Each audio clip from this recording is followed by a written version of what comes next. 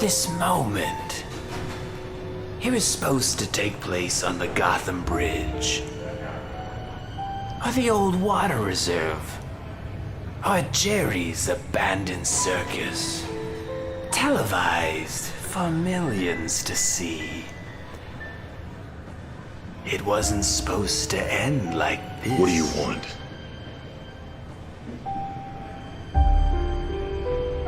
I'm dying. Melanoma. Well, I guess that acid bath wasn't too funny, was it? The night we first met. With all my close calls, skin cancer, the humor is not lost on me. I guess dying is easy. Yeah, and comedy is hard. Why am I here? We're not worthy! We're not worthy! We're not worthy! We're stuck! We suck!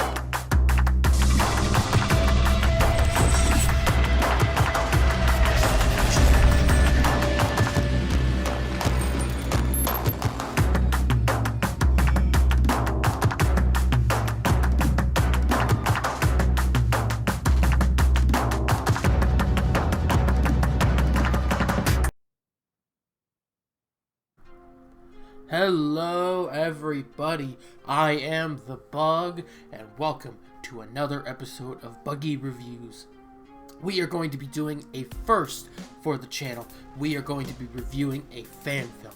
Not just any fan film, but a fan film created by Bat in the Sun.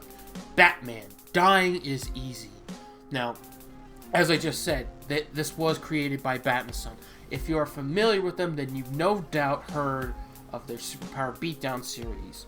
You know, a series where they'll take two characters, one from each particular property, like Marvel or DC, mostly in that popularity, or you know, video games or whatnot, just whatever works, and they'll have them face off. And mostly it comes down to like a popularity vote, although on occasion they'll do some like alternate endings to certain videos, depending if it really calls for it. But yeah, they are extremely well done and made, and like it or not like certain scenarios or the endings in certain videos of those beatdowns, you have to admit that they do an impeccable good job, and you can see that they actually care for the properties that they've made. You know, now for this, I wanted to review this movie because not only is it just kind of like we're a little bit limited in some quality DC content, because, you know, Batwoman is not really doing it there.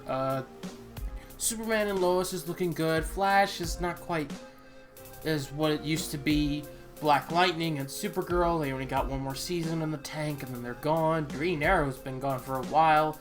Legends of Tomorrow is okay for the most part, but you never know. Doom Patrol, an amazing show, but got a while till the next season. Same thing with Titans, is a little more questionable, but yeah. And we have to wait a little while for Snyder Cut at the time of this recording. About a week left on that one. And then just don't even get me started on like the Robert Pattinson Batman and whatnot. But anyways, I'm not going to waste time. Batman Dying is Easy. This is a 30 to 40 minute fan film that Bat and Son created with I believe it was a Kickstarter, and they really put their effort into this. If you have not seen this, I recommend that you go and watch that first, then come on down here and watch my review on it. The link to it will be in the description below, okay? It's only like 30 to 40 minutes. Go right ahead. You will not regret it, okay? Now, what is this film? This film's premise is a pretty, you know, simple, easy to follow premise, where Batman is contacted by the Joker, who's currently in Arkham, and he's told that he is dying. So the Joker wants to have one last conversation with the Batman and a potential request, right? So that's your premise for the story. Like the majority of this is a conversation of Batman and the Joker and these two characters like going out on their lives together, you know, talking about it, how one can't live without the other, or how they have affected each other throughout their years, you know, and like kind of like everyone's perspective on like who's more of a danger to the city, like, you know, is it the Batman, is it the Joker, kind of in that framework. And when I was watching this, I think one of the things I really loved about this was the way the world felt lived in. It felt familiar. Like, it felt like I knew this place really well. Like, it just, with only like one 40-minute, you know, video, I felt like this was a world that just was lived in. Like, you know, there's a number of characters that you see in here because, you know, it takes place in Arkham Asylum. You see Mr. Freeze, you see Riddler, Harley, Ivy, Killer Croc, even like Condiment King and like, you know, all that, and of course the Joker and Mad Hatter even at the beginning of the video. And I just loved that it felt so, you know, as I said, lived in, that it was like, you know, I could understand it. I gleamed off of it.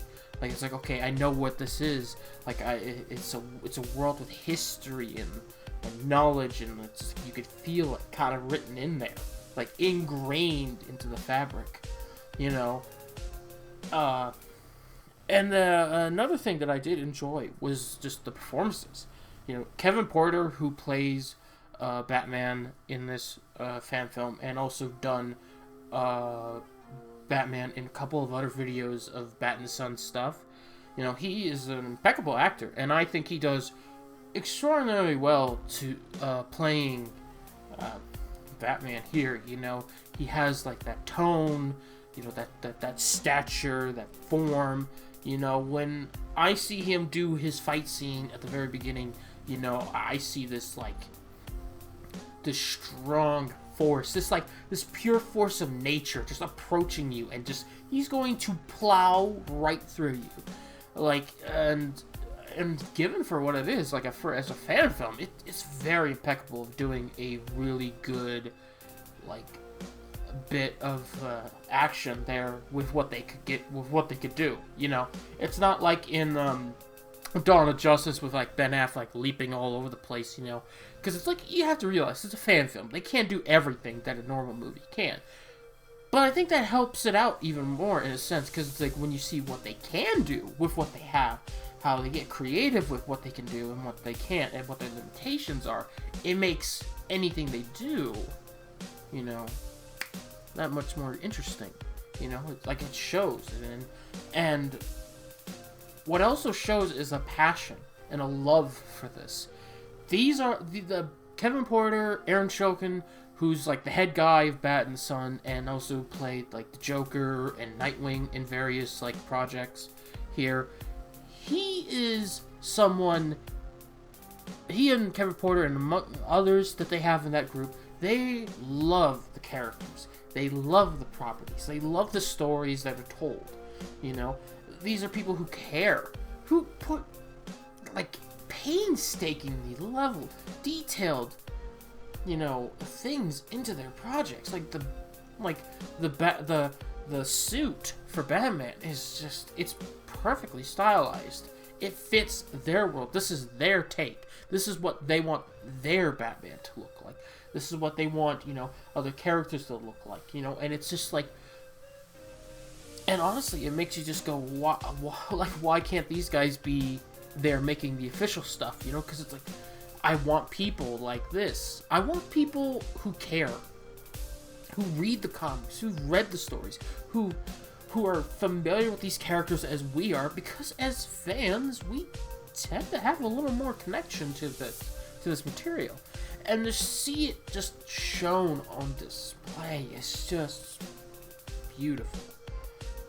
Now, a majority of this film is dedicated to Batman and the Joker having this kind of like this back and forth, this discussion, you know, with Joker realizing that he's going to die, and this is technically not the way he wants to end. He wants to end things on his own terms, you know, and this is why he's talking to Batman, because he just wants to try to, you know, get that point in. It's just like, yeah, it's like, yes, I just want, like, I want it to end my way, like it should be, this is how it should be, and it's like, you are not complete without me, and in a vice versa sense, it's like, it seems like one cannot quite exist without the other, you know, and it's a really interesting peek behind the curtain and kind of looking into that, like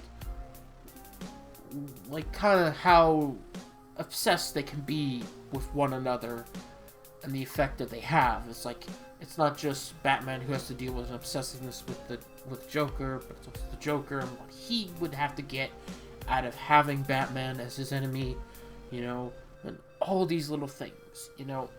And of course, it's like Batman is put on like this 4D chess like status that we've always kind of viewed Batman as someone who's gonna like think up this most interesting plan and just play it out, even with a person like the Joker, you know, because like I'm not gonna spoil it because I think you need to watch this yourself, but it's like when this scene happens and Batman is like displaying out this like plan, he's explaining it all to the Joker, you know, how this all went down and how it all works. It's like the slight twist in this whole thing, you know, and the realization, and it's like, wow, he did all of that, and like that's the Batman, because we've all known Batman as a character that will think up 10 different plans for anything, because he even had Batman's the type of guy who would have plans to immobilize his best friends if they ever went rogue or evil or mind controlled or whatever, you know. So this is not surprising in the slightest, you know, to think of it like this would be a Batman that has that kind of thing, that thinks that way. You know, this is the Batman that we are all familiar with. And jeez, I don't know.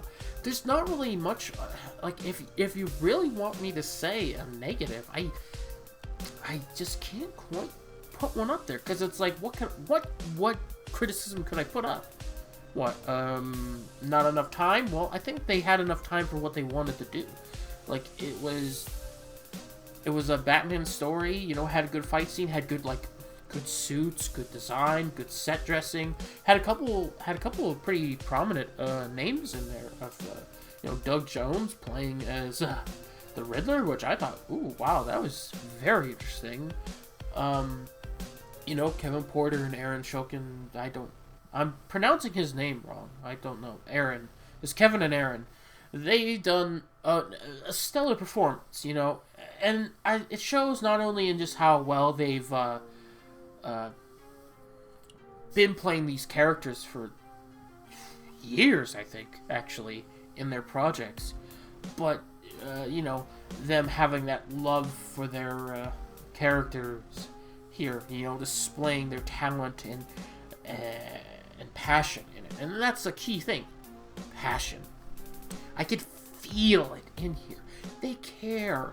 They want this to be good. They want this to be, like, not just faithful to the material, a love letter to the material that they are doing this off of. You know? They just want to have something that fans can get, you know? And that's kind of always been a thing in fan films. Fan films are always trying to give us what we want that we have not quite gotten in you know, in the official stuff. And there's one thing I really hope for. I hope for these guys to get employed by Warner Brothers and DC so that they can start doing, you know, they're doing projects for them, so they can make like a really good show, because this has the potential to be a good show, you know, in a sense. Is you take this and you give it the budget of an HBO Max show, it would be immensely amazing to see what they could conjure up out of that.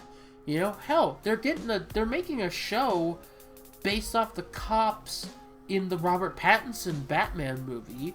You know, that's getting a whole spin-off. Why not get this as well? You know, we can have both. It's a multiverse. Why not have everything? You know? No, we don't need to worry about it as much as, like, say, like the MCU or whatnot. You know, it's like we can make this all different worlds and different things, and it doesn't need to hurt anything. But yeah, overall, I loved this fan film, and I can definitely, it deserves all the praise that it could get. Not just in the amazing suits that's made, the action that happens, the dialogue in between the Joker and the Dark Knight, you know, the set dressing and everything, the passion, the creativity, the drive. You know, this is a movie like that I love. Without a shadow of a doubt, as a fan of the Batman, this is what I want. You know, this is the kind of Batman I'd like to see on the screen. And I'm happy that Bat in the Sun is there, ready to give me that, you know, and just showcase what the fans really want. So, if you guys are watching this, thank you for creating such a great project. You were all amazing in this, and I look forward to anything you guys are going to be doing in the near future. Now, have you guys seen this film yet? I hope you have. What did you think of it? Leave it down in the comment section below. Let me know if there's anything else you would like me to review. I imagine I'll get to that at one point. But in the meantime, this has been The Bug, and I'm going to be signing off right now. Bye.